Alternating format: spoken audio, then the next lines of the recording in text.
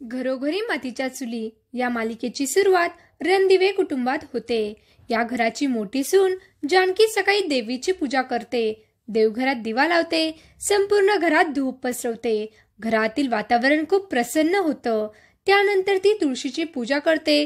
तेवढ्यात जानकीची मुलगी ओवी बाहेर येते आणि म्हणते, आई, आज तू मला रांगोळी काढायला शिकवायचं। नेहमी तुला कोणीतरी बोलावून घेतं। जानकी म्हणते, आज मला कोणी बोलवणार नाही, मी तुला रांगोळी काढायची कशी ते शिकवते। जानकी रांगोळी बनवू लागते तेव्हा ओवी विचारते, आपण रांगोळी घराबाहेर का काढतो? तर जानकी सांगते, जेव्हा कोणी बाहेरचा माणूस आपल्या घरात येईल त्याला प्रसन्न वाटतं आणि रांगोळी काढल्याने तर घर आनंदी होतं, सुखी होतं असंही वाटतं।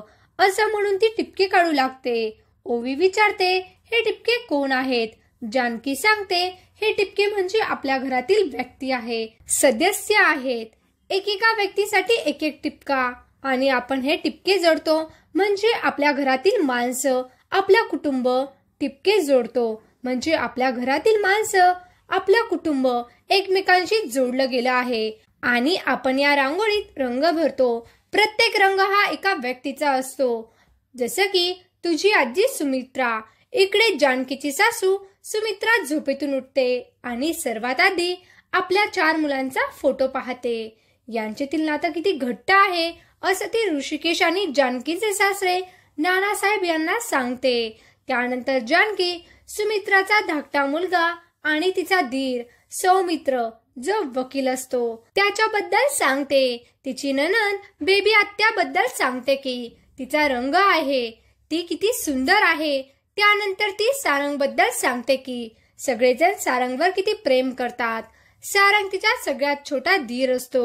ओवी तिच्या बाबांबद्दल विचारते। जानकी तिचा नवरा ऋषिकेश बद्दल सांगते। ऋषिकेश हा आदर्श मुलगा असतो। तिकडे ऋषिकेश आणि सारंग हे दोघे कुठेतरी जात असतात।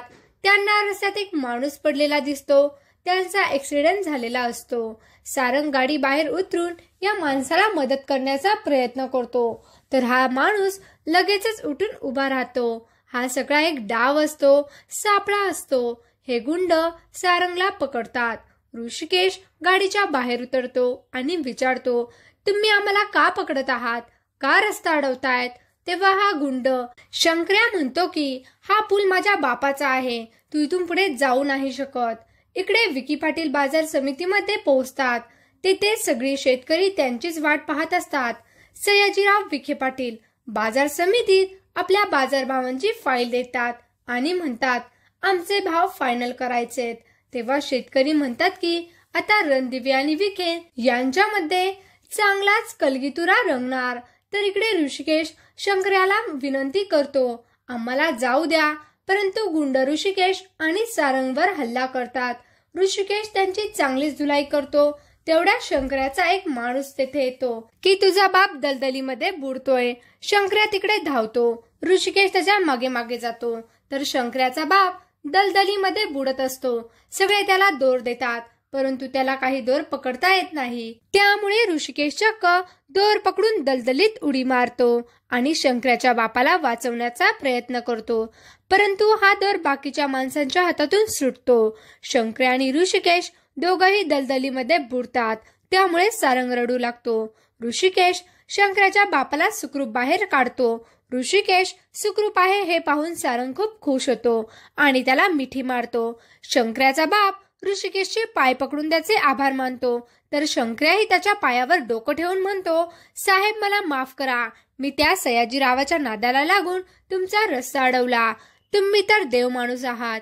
ऋषिकेश शंकर्याला माफ करतो आणि म्हणतो, मला तर बाजार समितीमध्ये जायचंय, सगळे कपडे खराब झालेत, आता मी कसं जाऊ? तेवढ्यात 2 बायका तेथून दूध घेऊन जात असतात। शंकर्या त्यांना पैसे देतो आणि त्यांच्याकडून दूध घेतो आणि म्हणतो, देवाचा अभिषेक व्हायला पाहिजे ना। तो ऋषिकेशाचा दुधाने अभिषेक करतो। त्यानंतर पाण्याने त्याला स्वच्छ करतो आणि चांगले कपडे घालायला देतो। इकडे सयाजीराव बाजार समितीत खूप चिडतो आणि म्हणतो, तुमचा रणदिवे काही यायचा नाही, आत्ताच्या आत्ता माझे बाजार समितीतले भाव फायनल करा। इकडे बाजार समितीच्या अधिकाऱ्यांचा नाईलाज होतो आणि ते भाव फायनल करत असतात.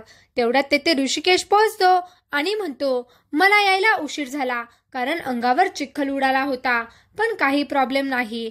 ज्यांनी चिखल उडवला त्यांनीच तो साफ करून दिला. ही घ्या माझी बाजार भावाची फाईल. तेव्हा अधिकारी 2 फाईल चेक करू लागतात. बाजार समितीचे अध्यक्ष रणदिवे यांचे भाव फायनल झाले आहेत. ऋषिकेश जिंकलाय असं सांगतात. त्यामुळे सर्वांनाच खूप आनंद होतो. तर सयाजीराव खूप चिडतो.